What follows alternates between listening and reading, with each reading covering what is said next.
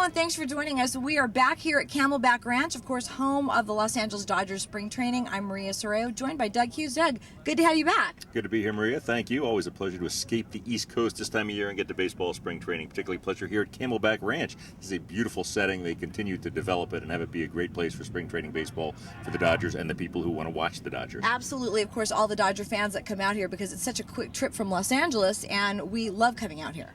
It's great to be here. It's not as dramatic a change as from the East Coast. The teams that are from, like, say, Cincinnati or Minnesota appreciate it even more. But still, a nice change. LA coming to Phoenix, it's a beautiful setup. It's fan-friendly. It's a great place to come and spend a week or so. Absolutely. And more baseball fans than ever come out to Arizona. I know that you couldn't even rent a car this week.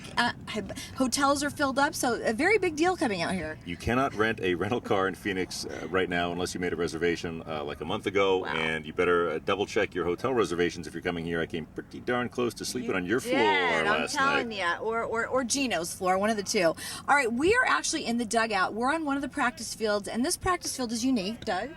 Gino's our camera guy, and I'd rather be on your floor if I had to pick. Nothing personal to Gino, but anyway, yeah, rental cars, hotel rooms at a premium, very popular. Spring training in Phoenix has become an extremely popular thing. Yes, but now we're talking about the field that we're on right now. The field is the exact replica of Dodger Stadium, exact dimensions. And that's a great touch. It's one of those things you think, oh, that's cute, but it's actually important, particularly to the outfielders and the infielders for getting set up for the relay throws. Outfielders playing the ball off the wall, right, center, left. It's fairly regular dimensions in this ballpark. It's not as dramatic as, say, a Fenway or an Enron where they have special features. But still, in terms of getting used to where you're going to be playing exactly half your games during the regular season, maybe more, assuming they finish with a high seed in the playoffs, getting used to that is a great touch. It's fun to be able to look out and see a setting that is the same as what we'll be seeing during the year in Chavez Ravine. Absolutely. Now, a lot of big changes with the Dodgers, and a lot of things stayed the same. But, of course, I think the biggest change is Don Mattingly taking over for Joe Torre. And we had a few minutes to just talk to Don Mattingly, and he's very relaxed. I would say his demeanor is relaxed, and he's ready to go. Donnie Baseball has been doing this for years. This is his first year as a head coach, and he got some good tutoring time under Joe Torre. And if you're going to get tutoring time, Joe Torre, good place to get that. Absolutely. We're watching him handle a press conference. He does this as though he is Joe Torre. He does this as though he's been doing it for 20 years. You cannot throw a baseball question at Don Mattingly that he can't answer. He is 3 steps ahead of you on everything. He is intimately familiar with every part of this game, including pitching. Now, you think of him as being a hitter, and I always say this about him. I've said it for years. Before he came here, I think he is one of the 10 best left-handed hitters of all time, and this always gets me in an argument. You've got Ruth, Williams, Musial, Brett, Wynn, and somewhere in that mix, probably a little bit after that handful, but somewhere on the other hand is Don Mattingly. You think of him as a hitting guru. That's what he is. He also knows his pitching, and that's why he was a hitting guru.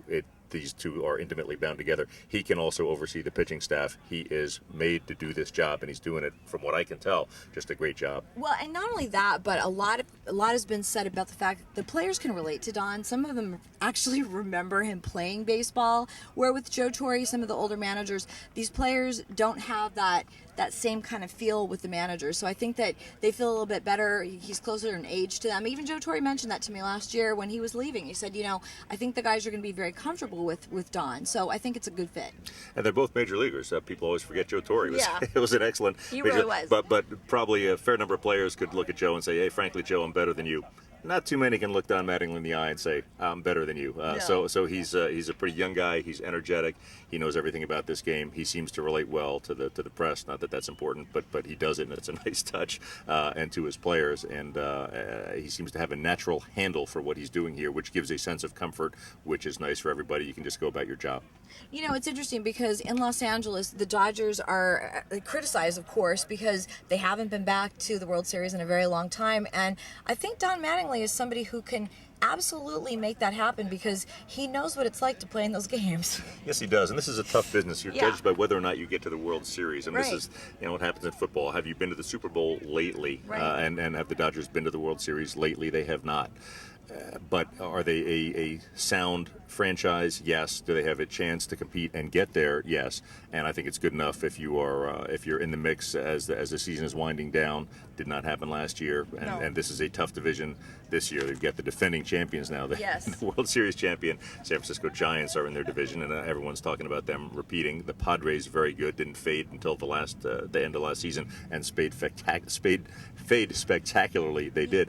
The Dodgers went down a little earlier in the year, and that's what Mattingly will be working to prevent is any kind of collapse earlier in the year to try to stay strong through the end and get into the postseason. You know what's interesting about that, though, is nobody saw the Giants coming last year. Of course, everybody talks about the Phillies, the Red Sox, and the Yankees on a regular basis, and the Padres were doing very well all the way up until the end. But the thing about the Dodgers is this year, Ned Colletti has brought a group of guys together that are kind of the unknowns, just like the San Francisco Giants were last year. Nobody saw the Giants coming. This year, the Dodgers have incorporated some new guys like the Juan Uribe, a Tony Gwynn Jr.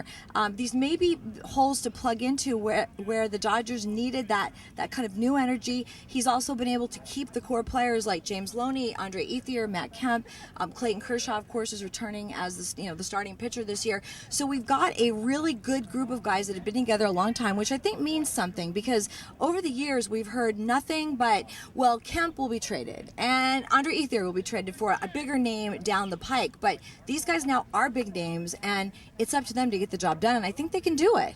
We were talking about the ratings, where do players stand in the baseball community. Right. USA Today has its list of the top 200 players. But they don't like the Dodgers, so we can't really go by that. Well, and the only Dodger they liked was Matt Kemp, and he finished, I think, number 36. He was the only Dodger in the top 100. So what are the Dodgers? They are, and I'm sure the Yankees and the Red Sox, and no offense to them, were the first 20. So they're and the Phillies, media-friendly franchises. Yeah, they the are. Phillies, you can put their whole pitching staff somewhere in the top 50 and sign off on the Phillies. And yet they were all beat last year by San Francisco. Isn't that interesting? It is funny, but they didn't have the same talent. Philadelphia, what they've assembled for a pitching staff is gaudy, and we'll see how that plays out, of course. But on paper, you never know about injuries. You don't know what's going to happen, Doug. On paper, it's alarming.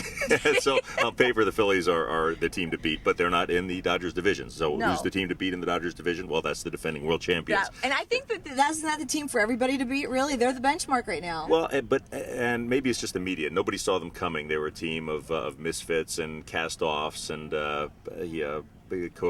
Ross got traded from the Marlins midseason. People didn't see that coming. Aubrey Huff wore on his sleeve the fact that he was out of work all winter, and then nobody called him. He said, "This is the only team that called me, and I am ready to run through a cement wall for them." That's what they built. Cody Ross, Aubrey Huff, those guys, they built a core of people who have not had distinguished careers, who do not have gaudy stats, but who pulled together and won. A little bit freakish in baseball terms. Yeah. The Dodgers, if they're going to do it, are going to be in the same position. What they have done in the offseason is assemble a team of people who are not giant names, no pun intended, on their own. Matt Kemp is the only one in the top 100 if you follow USA Today's rankings. So they're going to have to pull off the same thing, a team that plays together, rallies around itself, and does not have any particular star. If it has a hitting star, it's Matt Kemp. They can ride one horse, and that is Clayton Kershaw. We'll talk about pitching later. But Clayton Kershaw, if you're going to build a team and say, I need a stud on my mound to anchor this thing, someone who's very professional, strong, everyone's comfortable with the day he's pitching, that's Clayton Kershaw, and I think he's going to carry them pretty far.